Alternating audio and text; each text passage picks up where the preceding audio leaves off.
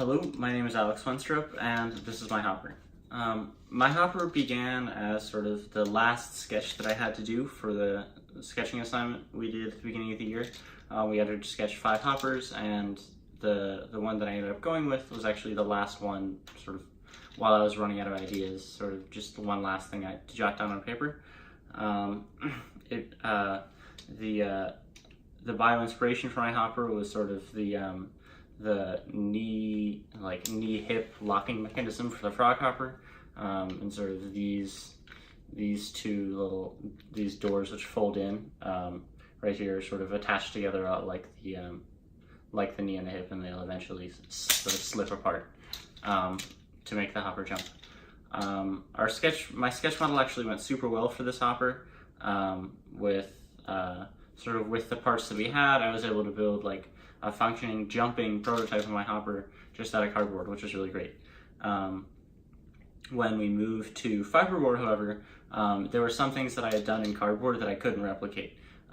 Like I had basically this outer frame in cardboard, and I had just a straw ring down the middle with a dowel and a hinge. Because fiberboard's a lot stiffer than cardboard, I couldn't just sort of work a hinge into that space. So I had to totally redesign my hinge, which sort of brings me to my design goals. My design goal is to jump sideways efficiently.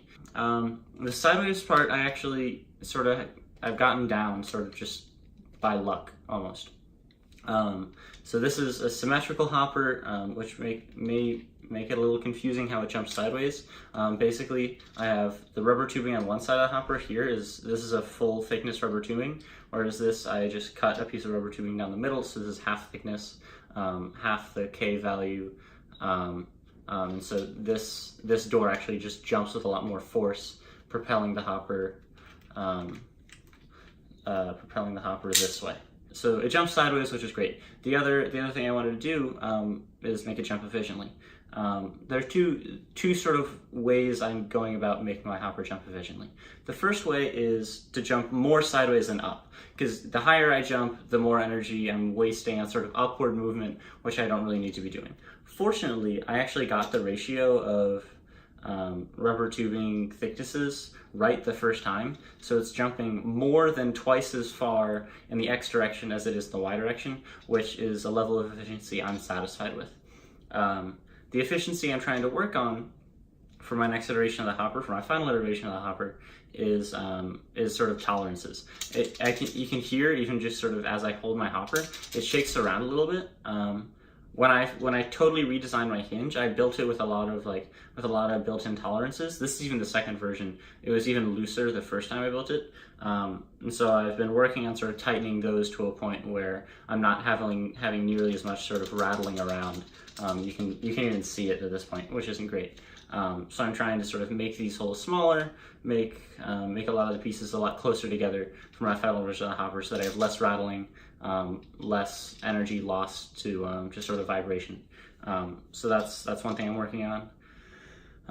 The other big thing I'm working on for the final iteration of the hopper is my trigger. My trigger, it's actually not connected right now. I've been cycling through a few different triggers. My first idea, the idea that I've sort of been sticking with until now, was using a rock igniter, just sort of tying these two wooden pegs together with a piece of string, burning through that string with a rock igniter.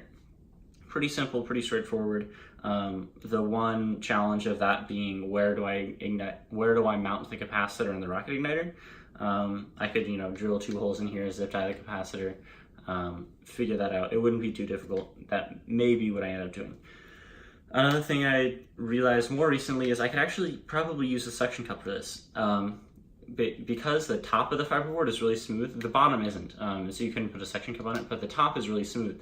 So what I could do is I could basically tie the suction cup to one door hinge, attach the other end of the suction cup to the other sort of centered door type thing. The reason I keep calling these doors, by the way, is because I think this whole hopper design looks like a trap door, so that's what I've been calling it. I would attach the suction cup to the other center door, and then just sort of, because there's not too much force at this point in in the hopper. Just sort of let it slowly pull itself until the suction cup falls off. So I have to experiment with that a little bit. And the last thing I could do is even simpler. Basically just get a little piece of string or fishing wire and just wrap it around these pegs a few times to sort of hold them together loosely, and then just sort of let it like work at that string until the string just sort of snaps, or not snaps, just slips out of place, which is another thing I could do for my trigger. That's really, so the two things I have to do between now and hopper day is really getting my tolerances a lot smaller and a lot tighter so I have less vibration, and really figuring out what I want to do with the trigger.